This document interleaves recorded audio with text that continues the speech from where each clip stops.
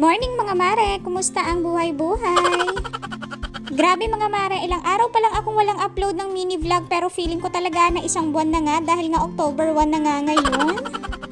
Eto nga palang video na to mga mare ay last September 23 pa nga at ngayon ko lang talaga na voice over which is October 1 na nga. Nakapasok na nga pala yan si Ethan sa school mga mare and pagkaalis nga niya, nako sinimulan ko na nga din agad yung mga gawaing bahay ko dahil nga medyo madami-dami nga itong kailangan kong ligpitin at gawin. Inuna ko na nga dito sa may lababo mga mare at ililigpit ko nga muna itong steamer nga na ginamit namin kagabi. Pagkatapos ko naman na ilagay yung steamer dito nga sa may dining table mga mare ay binalik ko na nga din itong rice cooker dito nga sa may gilid ng lababo. Pagkatapos nga nun mga mare ay sinimulan ko na nga din maghugas dito ng mga hugasin namin dahil nga kagabi nga ay nakuha pa nga namin mag-snack. Kaya tuloy medyo madami nga yung hugasin namin dito kasama na nga din yung kinagkainan namin ni Ethan ng almusal. Anyways mga mare, sa mga nagtatanong nga po pala ng update nga ng aming lababo, yan mga mare, after 1 week na nga pala yan magmula nung DIY namin yan or dinikit namin. And so far mga mare, habang tumatagal na mas nagugustuhan ko nga itong bagong dinikit namin dito nga sa may lababo dahil nga mas maganda talaga siya basta patuyuin nyo lang talaga ng mabuti para nga matagal nga din at hindi rin pasukin agad ng tubig.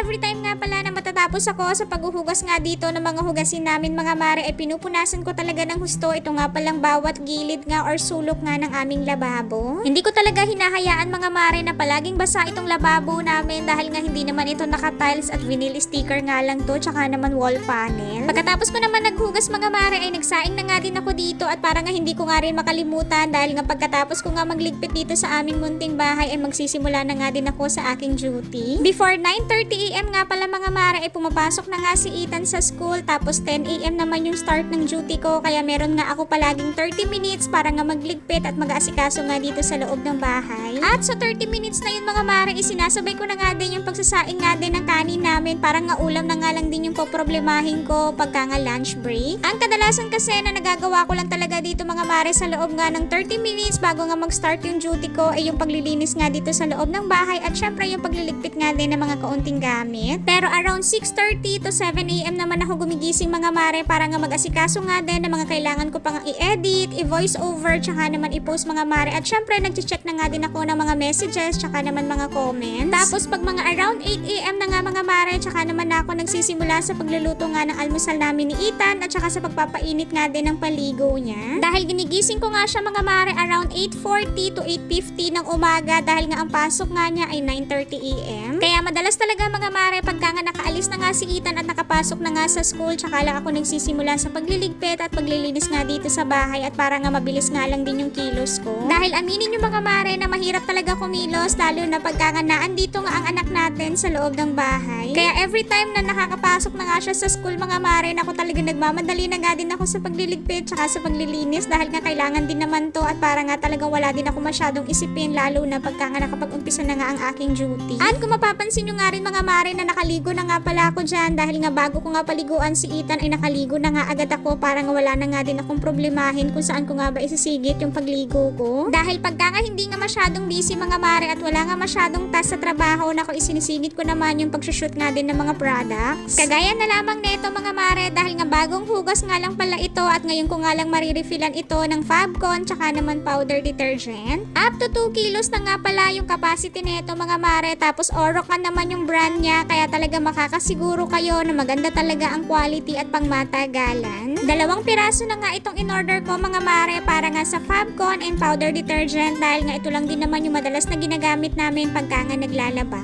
Napabili nga ako ng ganitong container mga mare dahil nga sobrang nahihirapan talaga ako magtansya ng ilalagay ko sa aming washing machine pagka nga naglalaba na pagka nga direct nga na nasa plastic o kaya naman nasa bottle. Nagustuhan ko nga ito dahil nga meron nga itong measuring cup. Pagkatapos nga nun mga mare ay nag-refill na din ako dito ng aming dishwashing liquid dahil nga wala na nga din palang laman. Ito nga palang lagayan namin. At nasobrahan pa nga yung pagsasalin ko nga ng dishwashing liquid mga mare, kaya tinanggal ko nga yung kanyang pinaka-cover at para nga mabilis nga lang din siyang mahugasan. At isa nga din yan sa nagustuhan ko dito sa lagayan namin ng dishwashing tsaka naman hand soap mga mare, dahil nga natatanggal nga yung kanyang pinaka-cover. Inasikaso ko naman itong bigas namin mga mare na nabili pa nga nung nakaraang linggo at hanggang ngayon nga hindi pa nga rin na ilalagay sa lagayan. Naubos na nga lahat-lahat yung laman ng mga lagayan namin mga mare, tsaka naman yung rice dispenser namin, pero hindi pa rin na isasalin itong bagong bili. Ewan ko nga ba dito sa asawa ko mga mare, araw-araw naman niya nakikita itong sako ng bigas dito nga sa may gilid nga ng ref namin, pero bakit nga ba hindi niya magawang isalin to?